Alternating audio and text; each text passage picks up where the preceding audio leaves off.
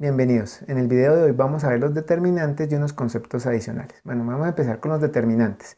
El determinante de una matriz cuadrada A es un número real asignado a ella y se denota como det de A. A veces se coloca entre barras verticales para darnos una idea de que eso es como un valor absoluto de esa matriz. Entonces aquí tenemos A, digamos, es una matriz cuadrada de orden 2 porque tiene dos columnas y dos filas con sus respectivos elementos de la matriz. Entonces el determinante para este caso pues es esta diagonal, observamos la multiplicación de esta diagonal menos esta diagonal. Ahora, ¿para qué sirve el determinante? Entre otras cosas, el determinante permite saber si una matriz posee inversa, en el caso de que el determinante sea diferente de cero. Entonces A es invertible, o sea, quiere decir que un determinante igual de 0 de una matriz significaría que esta no tiene inversa. Y por ejemplo tenemos un ejemplo para un determinante de una matriz de orden 3. Aquí tenemos los elementos. Una forma fácil de hallarlo, que no es la única, es la regla de Sarrus. Lo que nosotros hacemos es que tenemos aquí estas tres columnas y duplicamos las dos primeras columnas. Aquí las vamos a colocar.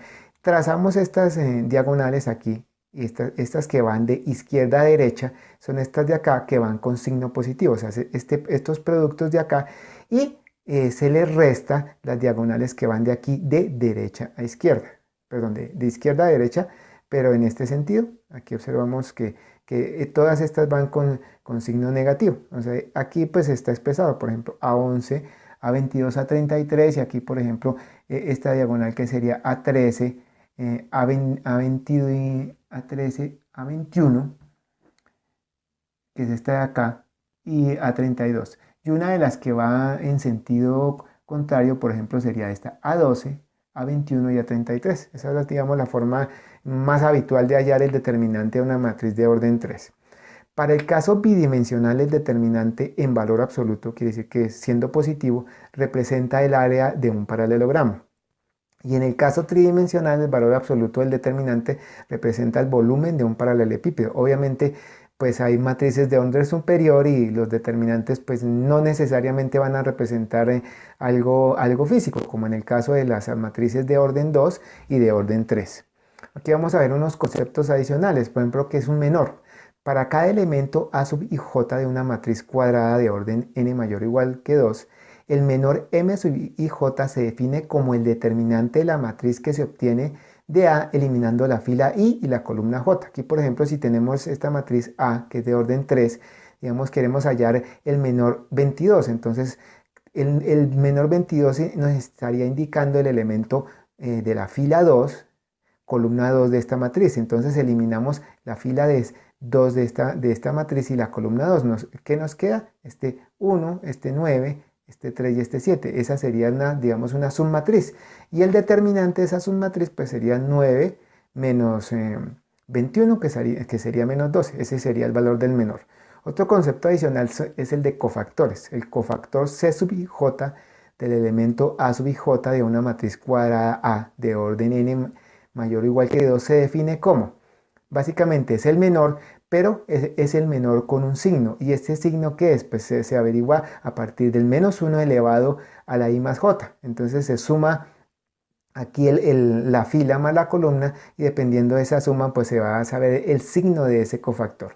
Ahora, una definición más general del determinante de una matriz cuadrada de orden n mayor o igual que 2 es esta sumatoria. Observamos que básicamente es la multiplicación del elemento de la matriz que esté en la fila 1, por ejemplo aquí la columna i, por el cofactor. Ahora, aunque en la fórmula anterior el 1 representa la primera fila, el determinante puede hallarse utilizando cualquier fila o columna. O sea, uno por lo general utiliza esta primera fila y de ahí halla el determinante. Pero si por ejemplo tenemos una fila aquí abajo que tiene ceros y nos puede ayudar a evitar multiplicaciones, pues podríamos utilizar esa. O lo mismo sucede con una columna. Bueno, ahora vamos a ver unos conceptos adicionales de lo que es un grupo. Entonces, grupos. Una operación toma elementos de un conjunto, los combina de alguna manera y produce otro elemento. Entonces, por ejemplo, la suma o la resta, esos son operaciones. Ahora, una operación binaria es aquella operación que toma dos elementos y los combina en uno. Por ejemplo, la multiplicación de matrices. Lo mismo, también se puede hacer la suma de enteros o la multiplicación de enteros.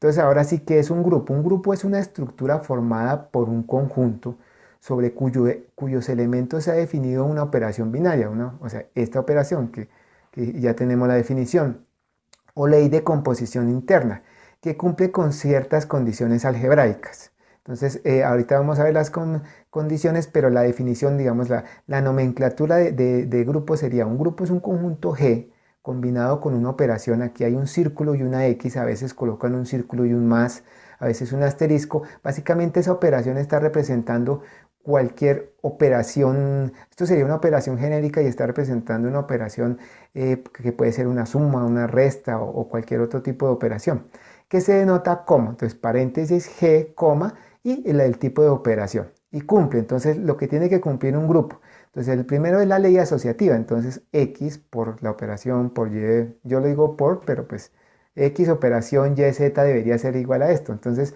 esa es la ley asociativa. Por ejemplo, pensemos si tenemos aquí el grupo de los enteros, de los naturales, por ejemplo, el grupo de los naturales, pues entonces sería que 2 más 3 más 5 va a ser igual a 2, paréntesis 2 más, paréntesis 3 más 5, y pues obviamente la ley asociativa la cumple. Ahora, aquí dice para todo X, Y, Z que pertenece al grupo. Entonces, ¿qué quiere decir? En el caso de que le estoy hablando de los naturales, pues sería para cualquier natural que se debe cumplir eso, si es, por ejemplo, la suma. Ahora, existe existencia del elemento neutro E, que se llama identidad. Para cada X que pertenece a G, existe un elemento neutro que pertenece a G, que se cumplen las condiciones que ese X, o sea, que ese elemento del conjunto multiplicado por el elemento, multiplicado no, operado con el elemento neutro es igual a X, o el elemento neutro operado con el X va a ser igual a X. En el caso de la suma, ¿cuál sería ese elemento neutro?